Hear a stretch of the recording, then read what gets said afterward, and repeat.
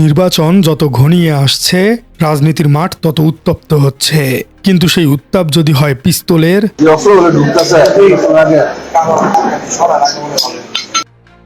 তবে তা দেশের জন্য অশনি সংকেত।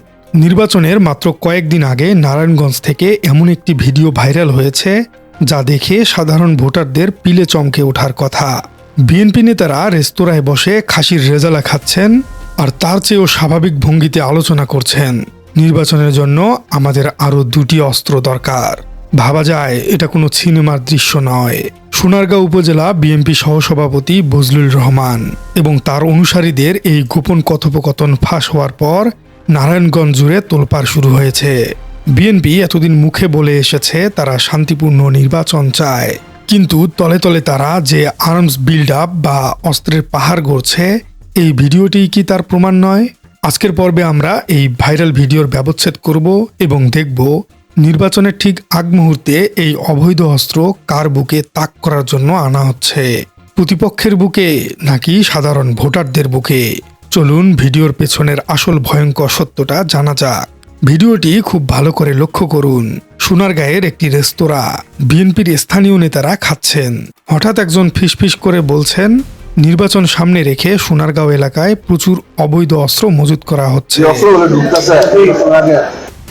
আরেকজন বজলুর রহমানের কানের কাছে মুখ নিয়ে বলছেন নির্বাচনের জন্য আমাদের আরও দুটি অস্ত্র দরকার।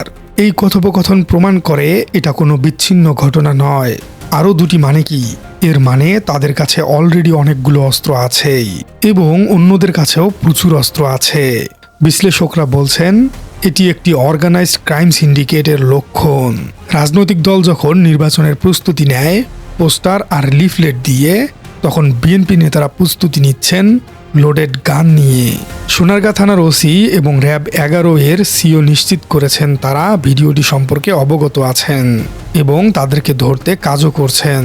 কিন্তু প্রশ্ন হলো, আইনশৃঙ্খলা বাহিনীর নাকের ডগাতেই এইভাবে যদি অস্ত্রের ডিল হয়, তবে গ্রামের ভেতরে আর কি অবস্থা? সবচেয়ে ইন্টারেস্টিং বিষয়টি হলো ভিডিও ফাঁস হওয়ার পর বিএনপির ভেতরের ক্রন্দল আবার বেরিয়ে পড়েছে। এই বজলুর রহমান আসলে কার লোক?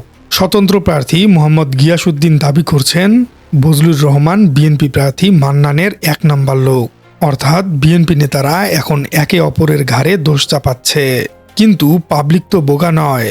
মান্নানের লোক হোক আর গিয়াসউদ্দিনেরই লোক হোক, বজলুর রহমান তো বিএনপিরই পথধারী নেতা। দলের ভেতরে যদি অস্ত্র নিয়ে এমন প্রতিযোগিতা চলে, তবে ভোটের দিন আসলে কি হবে? রাষ্ট্রবিজ্ঞানে একে বলা হয় ইন্ট্রা পার্টি ভায়োলেন্স পোটেনশিয়াল, অর্থাৎ নির্বাচনের দিন এরা শুধু আওয়ামী লীগ বা জামাতের সাথে মারামারি করবে না, এরা নিজেদের মধ্যেও ছিট দখলের জন্য বন্দুকযুদ্ধও করতে পারে। আর এই ক্রসফায়ারের প্রাণ যাবে কার? নিরীহ পথচারী বা ভোটারদের। নারায়ণগঞ্জের এই ঘটনা কি পুরো বাংলাদেশের জন্য একটা স্যাম্পল মাত্র? গোয়েন্দা তথ্য বলছে বর্ডার দিয়ে ইদানিং অবৈধ অস্ত্রের চালান বেড়েছে। বিএনপি কি তবে 2001 বা 2004 সালের মতো আবার আর্মস কালচার বা অস্ত্রবাজির রাজনীতি ফিরিয়ে আনতে চাইছে? এবং এই অস্ত্রগুলো আসলে কাদের বিরুদ্ধে ব্যবহার করা হবে? প্রশাসন নাকি সাধারণ মানুষ? চলুন এসব নিয়ে একটু বিস্তারিত আলোচনা করা যাক। একটা প্রবাদ আছে, where there is smoke there is fire, অর্থাৎ যেখানে ধোঁয়া সেখানেই আগুন। নারায়ণগঞ্জের এই ভাইরাল ভিডিওটি সেই ধোঁয়া মাত্র। ঘটনাটা সম্ভবত 12 ফেব্রুয়ারি নির্বাচনের দিন জ্বলার জন্য প্রস্তুত করা হচ্ছে। বিএনপির শীর্ষ নেতারা ঢাকায় বসে মিটিং করে বলছেন আমরা শান্তিপূর্ণ নির্বাচন চাই, জনগণ ভোট দিবে। অথচ তাদেরই সহসভাপতি রেস্তোরাঁয় বসে চপ কাটলেট খেতে খেতে অর্ডার দিচ্ছেন আরও দুটো অস্ত্র লাগবে। এই দ্বিমুখী আচরণ বা হিপোক্রিসি প্রমাণ করে বিএনপির প্ল্যানে, তবে প্ল্যান বি হবে নিশ্চিতভাবেই সহিংসতা এবং কেন্দ্র দখল করা। আজকের শেষ পর্বে আমরা দেখব এই অবৈধ অস্ত্রগুলো আসলে কাদের জন্য এবং নির্বাচনের দিন সাধারণ ভোটাররা আসলে কতটুকু নিরাপদ। খুবই হাস্যকর এবং একই সাথে ভয়ের বিষয় হলো, মাত্র গতকালকেই তারেক রহমান জনগণকে তাহাজ্জুদের নামাজ পড়ে ভোট কেন্দ্রে যাওয়ার পরামর্শ দিয়েছেন, আর আজকেই তার দলের নেতার অস্ত্র কেনার ভিডিও ভাইরাল হলো। জনগণ প্রশ্ন করছেন তারেক রহমান, তাহাজ্জুদ পরে কি মানুষ ভোট দিতে যাবে, নাকি আপনার ক্যাডারদের গুলির মুখে পড়তে হবে? বিশ্লেষকরা বলছেন এটা বিএনপির পুরনো কৌশল। 2001 সালেও তারা মুখে ধর্মের কথা বলেছিল, কিন্তু নির্বাচনের দিন এবং পরে সারা দেশে তাণ্ডব চালিয়েছিল, তা এখনো ইতিহাস হয়ে আছে। এই ভিডিও প্রমাণ করে যে 2026 সালেও বিএনপি সেই আর্মস কালচার বা অস্ত্রবাজির রাজনীতি থেকে বেরিয়ে আসতে পারেনি। তারা জানে জনসমর্থন বা ফ্যামিলি কার্ডের ধোকা দিয়ে জেতাটা অনেক কঠিন হতে পারে, তাই তারা ব্যাকআপ হিসেবে মাসেল পাওয়ার বা পেশি শক্তিকে রেডি রাখছে। নারায়ণগঞ্জ হলো ঢাকার প্রবেশদ্বার। এখানে যদি এই অবস্থা হয় তবে বর্ডার বেল্টের জেলাগুলোর অবস্থা আসলে কি? গোয়েন্দা সূত্র এবং নিরাপত্তা বিশ্লেষকরা আশঙ্কা করছেন নির্বাচনকে কেন্দ্র করে সারা দেশেই অবৈধ অস্ত্রের একটি বড় চালান ঢুকেছে। এই বজলুর রহমানরা হলেন ফিল্ড কমান্ডার্স।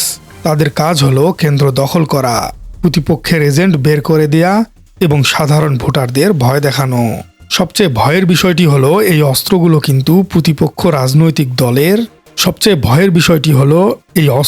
কিন্তু প্রতিপক্ষ রাজনৈতিক দলের বিরুদ্ধে ব্যবহারের চেয়েও বেশি ঝুঁকি করেছে সাধারণ মানুষের জন্য। কেন জানেন? কারণ ভোটের লাইনে যখন গোলাগুলি শুরু হয় তখন গুলিটা কোনো দলের লোকের নেতাকে চিনে না, আঘাত করে লাইনে দাঁড়ানো নিরীহ রহিম করিম বা কোনো শিশুকে। সোনারগাঁয়ের এই ঘটনা আসলে টিপ অব দ্য আইসবার্গ। প্রশাসনের উচিত এখনই সারা দেশে সাঁড়াশি তল্লাশি অভিযান চালানো, না হলে 12ই ফেব্রুয়ারি রক্তগঙ্গা বয়ে যেতে পারে।